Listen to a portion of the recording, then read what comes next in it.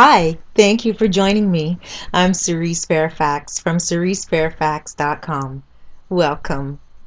Today we're going to speak about removing toxins out of relationships and ending drama.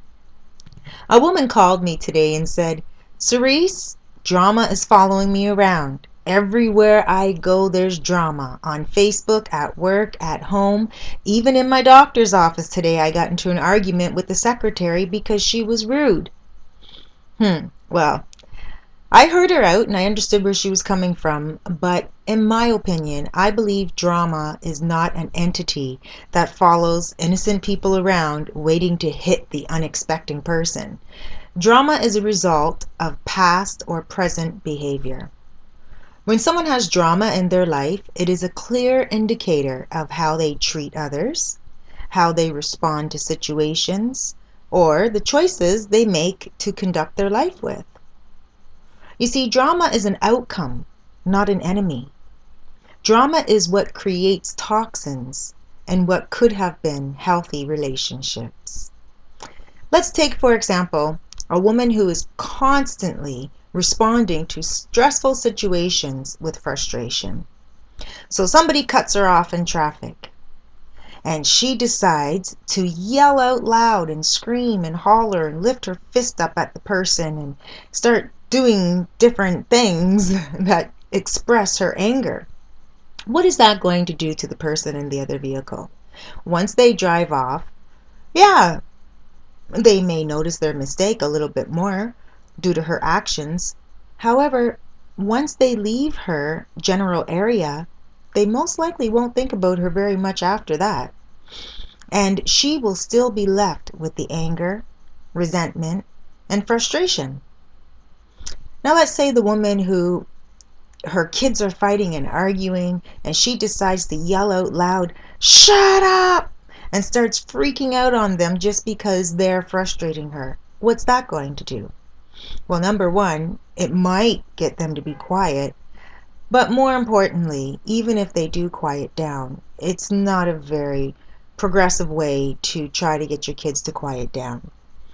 What it will do is make them feel frustrated. It'll make them feel like whatever they were fighting about is not being resolved. A band-aid is just being put on it because now they have to be quiet or shut up, and their issues are not being dealt with. So what she could have done is perhaps ask the children, what are you guys arguing about? What are you guys fighting about? And then address the children according to their issues. It will make them feel important. It won't put toxins in their relationship. And it will also teach them how to deal with their friends and eventually their family in the future. You see, this woman that called me the other day, she also told me that at work, her new job, she has drama. And I'm like, what kind of drama would you have at a new job? She said at her new job, she has drama. People are talking her business. And I said, well, this is a new job. What sort of information about you would they be talking about? And she said, well, I told them about my relationship. Okay, why would you do that? These are new people, new job. You have issues with your relationship at home, and you're taking that to work. You're letting these virtually strangers know about your personal information. You created the drama, not your friends at work. You just gave them ammunition to shoot you down with. You handed them the tool to shoot you with. It's not their fault. What they're going to do is talk about you. You're new, you're the new person around work, and you're the new meat to chew on. So instead of giving them your information and your personal business, hold your tongue. Learn about them. Get to know about them. You're in their pond. You're the new fish in their water. Ask them how they swim, and then swim around them. You see, it's important to make good connections.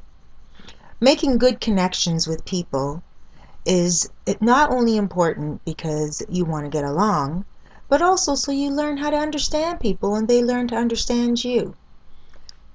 Now, for instance, I know a woman who doesn't really offer much of herself. She goes on dates and the men lose interest in her.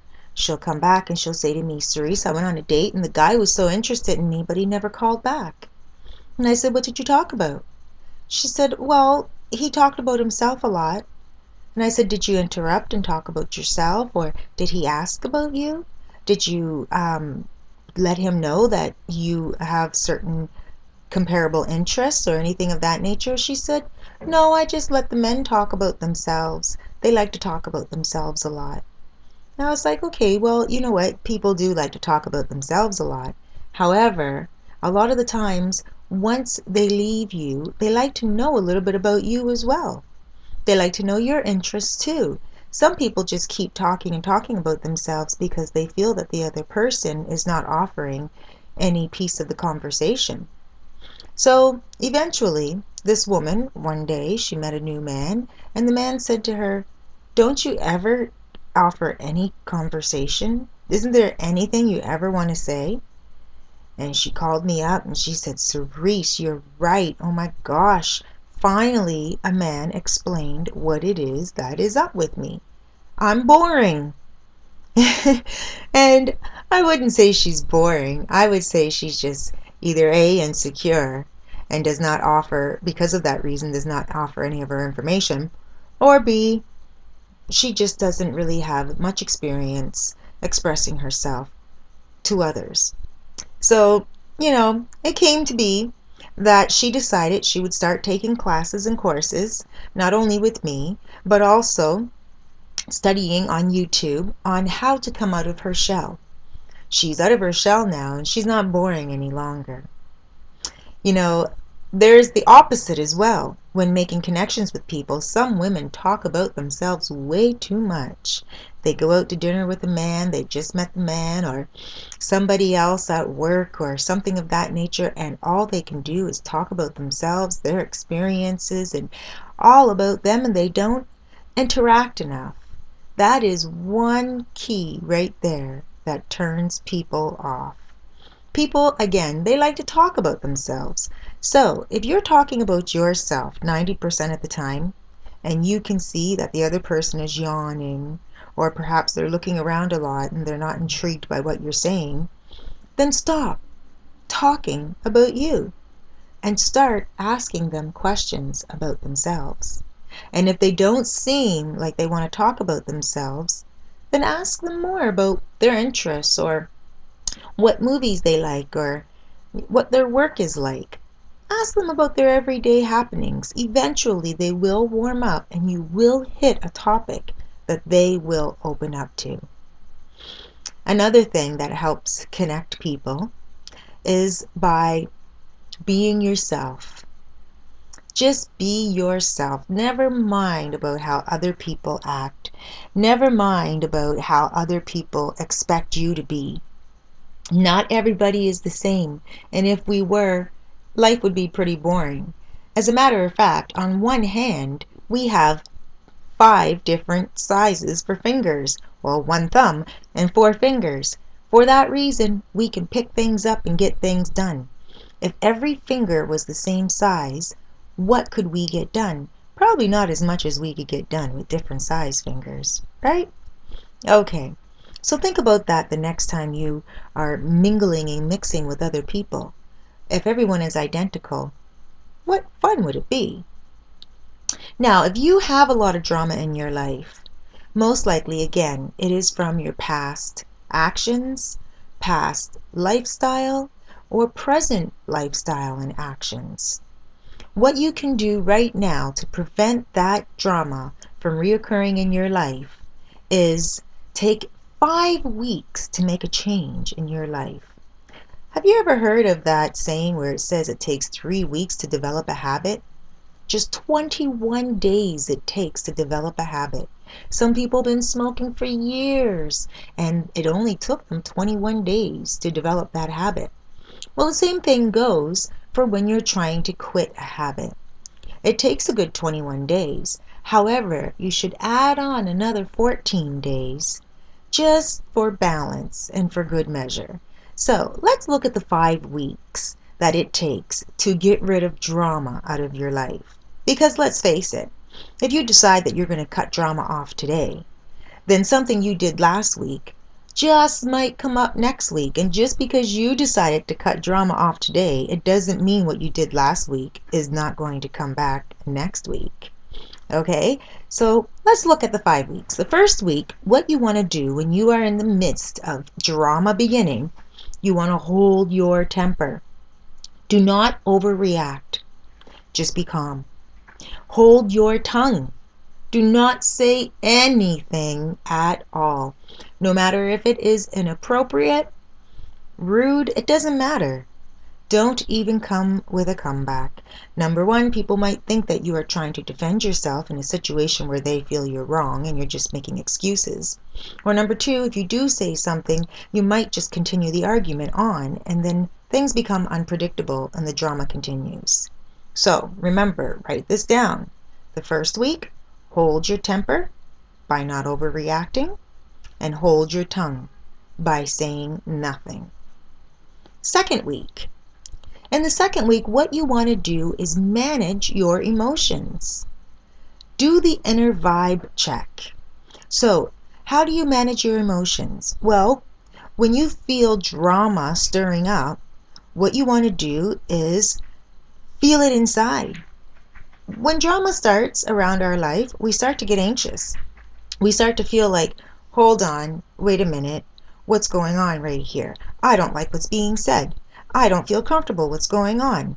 This person just insulted me, or this person's not behaving right. Once we start thinking those things and emotions start driving our mood, what we have to do is do that inner vibe check and just put ourselves in check and say, okay, I don't like what this person's doing. Is this person actually causing me bad health? Is this person actually taking away my life?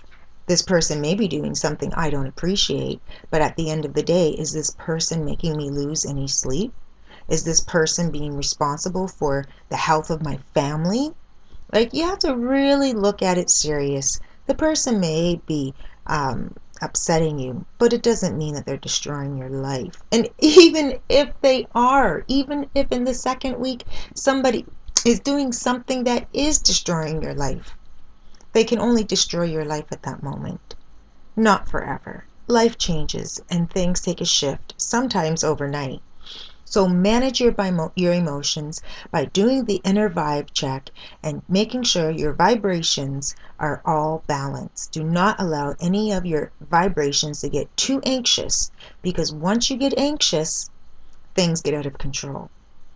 The second thing you can do in your second week is take control of the moment. When drama starts acting up, what you got to do is focus on mindfulness and be aware of your environment. So when the drama starts, you want to start thinking positive. You want to say to yourself, yes, my emotions are getting out of control right now. I can feel myself with my inner vibe check getting very anxious, but what I'm going to do is just say positive reinforcements to myself, positive affirmations to myself. In the moment, you might not have very much time to say positive sentences, so just say one word to yourself. It might be love, love, love. You might have to repeat it just like that. You might just repeat to yourself, peace, peace, peace, until you calm down. Be aware of your environment and what's going on around you. Much too many people lose their mind in the moment of anger or drama, anxiety, and they forget that others are around, and they don't respect other people around them. They just get involved in their own uproar, and other people are watching. Other people are analyzing. And at the end of the day, you really don't need to cause drama just because you cannot control your moment of emotions. So that's the second week. The third week, another way that you can stop drama from affecting a situation is by using empathy towards the other person. If the people or person who has affected you and you feel the drama is being caused, look at that person and say, I really do feel for them. because maybe that person is causing undue angst in your life. Maybe you don't deserve what this person is doing. And if so, then maybe you should pity that person, because obviously they have absolutely nothing going on in their life that is any better than maybe the lowest person. So if they're causing ill will for you in your life, then most likely there's something hectic going on in their life, and you just got to have empathy for them. Don't have an uproar. Don't respond. Don't mirror their images. Don't mirror their emotions. Just say, you know what? For them to want to cause drama in my life, drama must be in their life. I send them positive energy. Have empathy for them. Take the leadership role by behaving mature. Don't bang them over their head and try to discipline them. That's not going to do anything. That's just going to cause strife. And strife will stir up more strife. So that's in the third week. Now, after the third week, you will start to notice that life will begin to change. You will start to notice more peace around your life, and also less corruption, less conflict. And the fourth and fifth week, those are the maintaining weeks. Those are the weeks where you start to maintain all your emotions and your vibe check. So in the fourth and fifth week, you will already have mastered holding your tongue, holding your temper, managing your emotions, taking control of the moment, using empathy, and taking leadership. You will have all that mastered in 3 weeks. Okay? And so in the fourth and fifth week, what you're basically doing is you are allowing things, the new shift in your life, to happen naturally. And as you gain control of your reactions, you will retrain your brain to live by new principles. You will make no personal attacks on anyone else, and people will make very few personal attacks on you. And you will also learn how to draw boundaries, and people will know how far to go with you. So that is removing the drama out of your life, the anxiety, getting rid of it all, just by a few steps, a few weeks, and a little bit of understanding. Well, thank you very much. I hope you enjoyed this. And once again, I'm Cerise from CeriseFairfax.com. Thank you for joining me, and please stay tuned for more lessons on life, love, and laughter. Take care, y'all. Bye-bye.